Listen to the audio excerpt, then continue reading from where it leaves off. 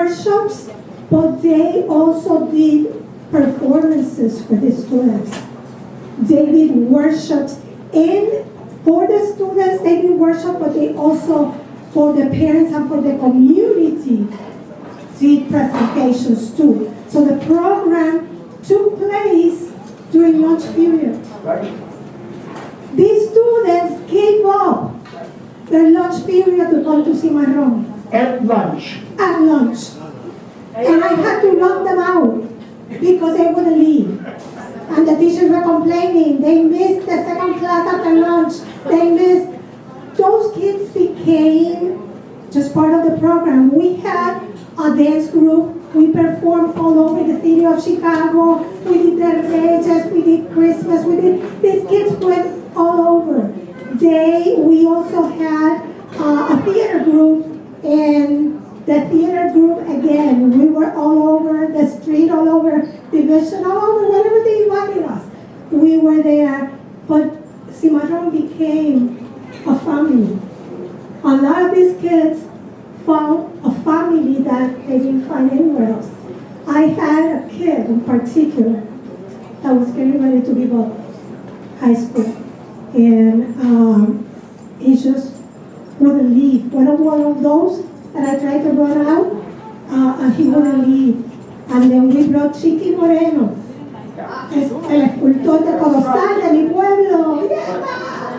Please just come to the little statue of Pedro Luis Campos.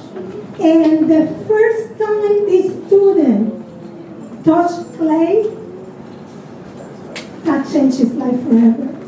Forever. And I'm so proud that he is a very active member of the Puerto Rican community here in Chicago. And he doesn't live in the city anymore for many, many years.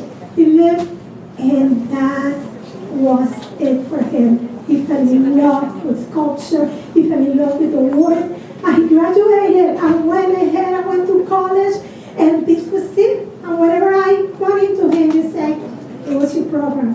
It was your program." We had kids that had no idea about their history.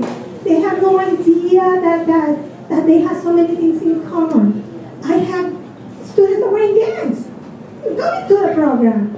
I never forget that I had a student that got in trouble with a boyfriend that was in a gang, and then I went to the one that came to our program. I said, "Here, I have this problem.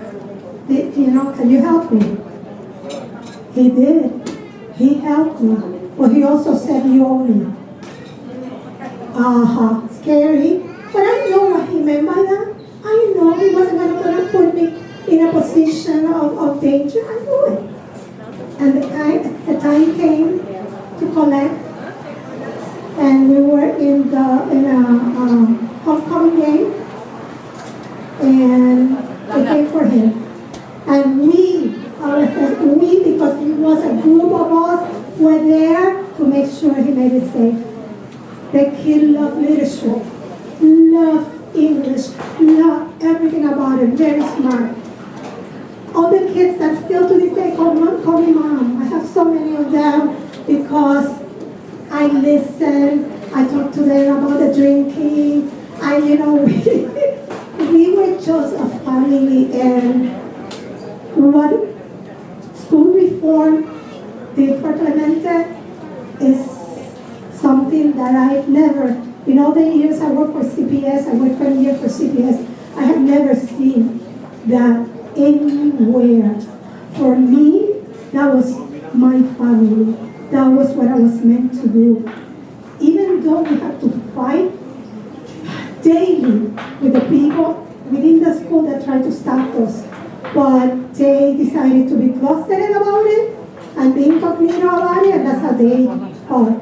That didn't stop. One day they came after me and my program with trying to pit people against each other, but we just continue to do it. By the end, when the investigation came, it was the worst part because they took the program away. Even though I was assigned to Clemente and I had my specialization, I need more education in arts. They took me out of there. They first changed the students, take all my Latino students and change them for the Vietnamese students, which I had nothing, they had nothing to do with that. So I had them singing and dancing and acting, and they loved it. They loved it. They learned English like that. And eventually they thought that I was doing a decent job with the Vietnamese students, so they took that away from me too. And they put me in appreciation of music, which I didn't have a license for it, and the union just then